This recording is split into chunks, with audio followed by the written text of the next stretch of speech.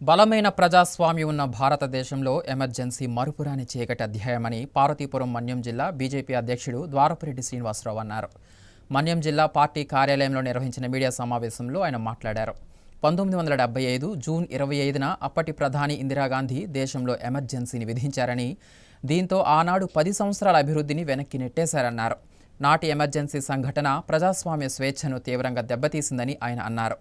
ప్రస్తుతం బీజేపీ ప్రభుత్వంలో దేశంలో అనేక అభివృద్ధి సంస్కరణలు వేగవంతం జరిగాయన్నారు. అదేవిధంగా ఆంధ్రప్రదేశ్లో ఎన్డీఏ కూటమి ప్రభుత్వం ఏర్పాటు అనంతరం ప్రధానమైన హామీలను ముఖ్యమంత్రి చంద్రబాబు కేబినెట్లో ఆమోదం చేయడంపై ద్వారపురెడ్డి శ్రీనివాసరావు మీడియా ముఖంగా హర్షం వ్యక్తం చేశారు. కాంగ్రెస్ పాలకులు విధించినటువంటి నిర్బంధ వ్యవస్థని మన కళ్ళకు కట్టినట్టుగా ఆనాటి కాంగ్రెస్ దురాగత పాలనలో బ్లాక్ డేగా నిలిచినటువంటి ఎమర్జెన్సీ విధించడం జరిగింది.